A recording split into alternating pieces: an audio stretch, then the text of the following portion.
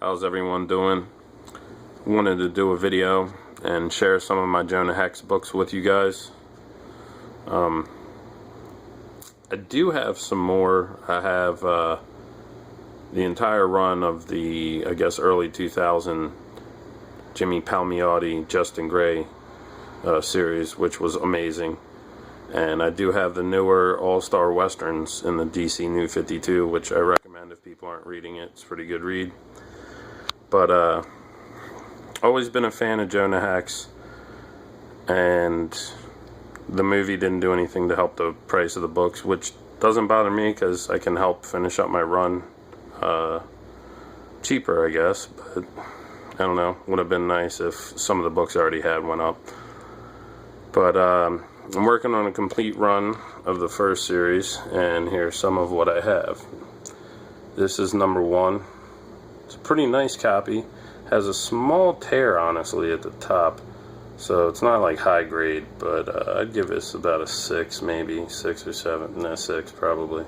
It's got some issues, but Jose Luis Garcia Lopez was the cover artist on a lot of these, and he did a lot of good work. He did some Batman covers, did a lot of Justice League stuff, and he was an artist so badass he had to have 4 names. But here's number 2, another Garcia Lopez cover. Sorry, study that.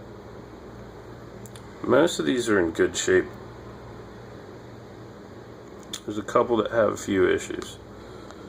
Here's number 3, and that's a pretty cool cover with the wanted poster. Number 4, and I'm not sure who did this cover here. BD. Should know that. I'm drawing a blank here. But the cool thing about this issue is I could cut it open and I could be in the Superman movie with Christopher Reeves, so that might be cutting that book up anyhow. But that's 1 through 4. And here's number 5. This is an awesome Jose Luis Garcia Lopez cover. Just pulling the okey doke on this guy. He's about to shoot him in the back. Now here's this is Ernie Chan's first cover, number 6, Jonah Hex number 6. Ernie Chan did a lot of work on Conan, who's another one of my favorites. I don't know why, but I just like a lot of these anti-hero characters that just kick ass, like Conan, Jonah Hex, Punisher, Wolverine. But these are 2 I'm really glad to have. These are pretty high grade, and these are key issues. These are, as you can see down the bottom here, of number 7 in this issue, The Secret of Jonah Hex. This is where they tell his origin and how he got disfigured. But these are Ernie Chan covers as well. This is number 7, and it's in pretty nice shape. I'm considering sending this to CGC. It's probably around an 8, but you never know. It has a little bit of spine rolling, not too severe, but you never know what they're going to do with that. But I think it's a pretty high grade copy, and I'm happy to have it because these are key issues. And number 8 here, this is where it explains how Jonah Hex's face got disfigured. And this is a pretty classic cover here by Ernie Chan. He came in after Garcia Lopez and really did some good work. So that's nice.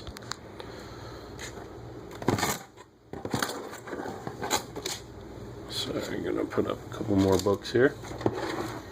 Yeah, I hope to finish off this run.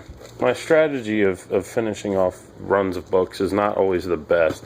I buy a lot of the more expensive issues first, which sounds like a good strategy, but oftentimes it's the little odd numbered issues that aren't worth anything that are the ones you end up scouring eBay to find a copy, because nobody ever has them at shows. You know, they're not the ones that people are quote unquote looking for, and they're not the ones that are going to bring them big money. So a lot of times those can be the most challenging ones to find.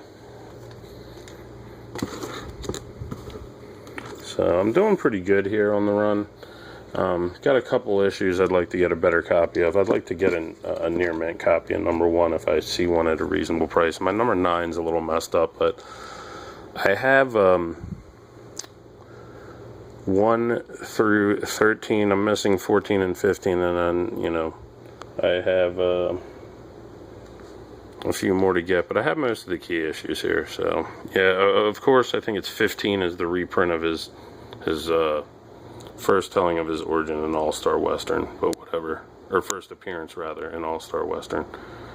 So that one costs a little bit of money, but none of Jonah Hex books are too expensive. That's a good thing about trying to put together a run on a character like this. Yeah, especially first and foremost if you like them, like I do. I enjoy the stories, I enjoy the character, but this isn't going to break the bank like trying to put together a run of Spider-Man or Green Lantern, or, you know. I think the most expensive Jonah Hex book is his first appearance, and that's under $2,000 in near mint. It's like $1,600 maybe near mint. So, and you can get a number 1 of this series of Jonah Hex near mint probably $350, $400. So it's practical to try and put together a run of a book like this, and I've got a lot of the key issues. But my number 9 is not in the best shape. You can see the 2 big creases up near the J there in the Jonah Hex logo. So I'd like to get a better copy of this, but that's just a badass cover, because it's Bernie Wrightson, Swamp Thing, artist extraordinaire and master of horror. And these are the covers I talk about. That's like a sales pitch that grabs a kid and says, hey kid, you got to read this book. You know, slow death, and he's got 4 or 5 guys over him with guns. He's tied up, staked down. How is he going to get out of this? Slow death. And I mean, actually, even as a grown man, I wouldn't be able to walk by that book. I'd have to buy it. So I think that might be the only cover Bernie did for Jonah Hex, but it was a nice one. And here's another artist I like doing a really kick-ass cover. This is Gray Morrow, and this is Jonah Hex number 10. Sorry. Let me zoom in here. He's just kicking ass in a bar fight, and he's about to blow the whole joint up with dynamite, and he doesn't even care, but these fools are all panicking. And he draws good action covers, good shoot-'em-up covers. Always like Gray Morrow. This is number 11, and this is Rich Buckler's first cover on the series. Jonah's got both hands bandaged up. Don't even want to know how he did that, but of course somebody's challenging him to a gunfight. Here, this next one, number 12. I like this cover a lot because this is Jim Starlin. Jonah Hex is getting kicked into the gators by a couple of hillbillies, and you know, most of these are pretty sharp. That's what I'm happy about. Most of the copies of these are pretty sharp. It doesn't matter to me that much as long as, you know, cover and most everything's there, but it's nice to have the good copies, especially key issues. Here's number 13. Another good action cover. I don't know who did this. I don't know who did this cover here. I'll have to look that one up too. Could be Starlin again. I don't know. Figure that out later. And here's number 16. Of course, I'm missing 14 and 15. But now they're not double sized, but they've increased in length, and they're gone from 35-cent cover price to 50 cents, which was a big deal back then. But so Rich Buckler cover again. And then they bring back Garcia Lopez for another cliffhanger action cover. Badassery. Here's number 18, another Garcia Lopez action cover, and you know, I really like his work. He's a great artist from that area, and I believe he's still alive. So, okay.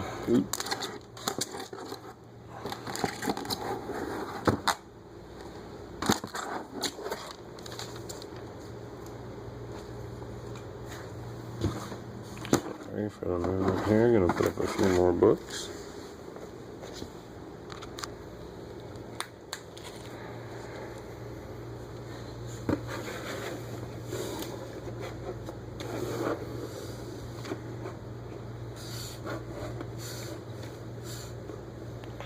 Yeah, see by here they've dropped them back down to 40 cents. Guess they weren't. Guess the 50-cent sales ploy didn't go over too well. People must have dropped off buying the book.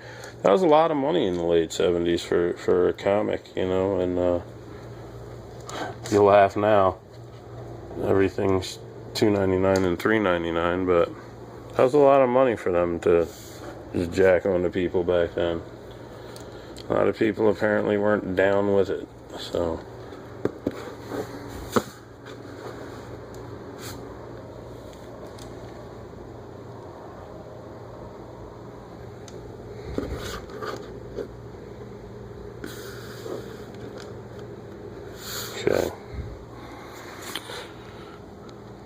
Okay, here we have number 19. And again, I should probably know who this cover artist, and when I figure it out or somebody tells me, I'm like, oh, I should have known that. But again,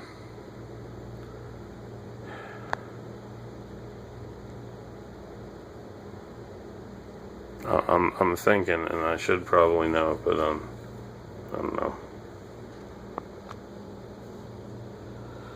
Anyway, enough brain farting on this. There's number 23, same artist.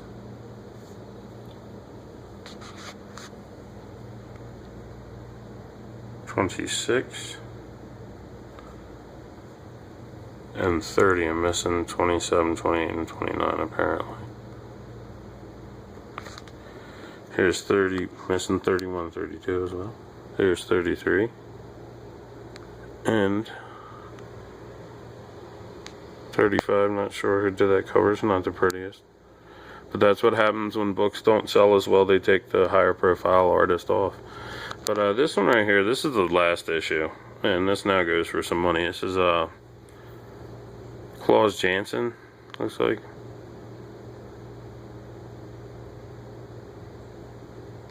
I don't know, but that's a badass cover. Maybe it looks like Janson just inked it. I don't know, Conan, I don't know. Bombing on my Jonah Hex artist history here. Anyways, this is a pretty sought after issue. It's number 92. Cancel the book after this. And it goes for about 40 in near mint, which I don't think any other issue past maybe like 12 or 13 does. So this is one of the harder ones to find, and I did get that. So hopefully I'll get along with completing this run, and maybe I'll have to get my old ass on Google and find out who a couple of these Jonah Hex cover artists are, since I paid money for their books. Might be a good idea. But that final issue of Jonah Hex number 92, it led into their new gimmick to reinvent Jonah Hex in the 80s and get some sales.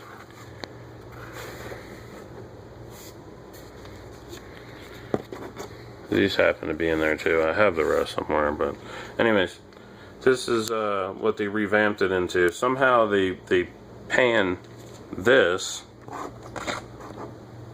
final issue to he goes into the future. He's not, you know, he's in the future. He's not dead. That's not a skeleton, kiddies. I don't know. I'll have to read to see how they played out. But somehow he ends up in the future in this crappy 80s revamp Hex. The origin of Hex. And it's not good. Mark Texeria does the art. He was doing the art towards the end of the normal books run. He didn't do this cover on 92, but he was doing some of the interior art. And they brought him back in for this relaunch, which I think this lasted like 6 or 8 issues. Need to finish getting these. I have the first 3. But kind of cool to have, but it didn't go over well with the fans, and rightfully freaking so. And there's number 3 of the futuristic Hex. And this was the series they did in 2006. Jimmy Gray, Justin Palmiotti. Justin Gray, Jimmy Palmiotti. Luke Ross was doing the art.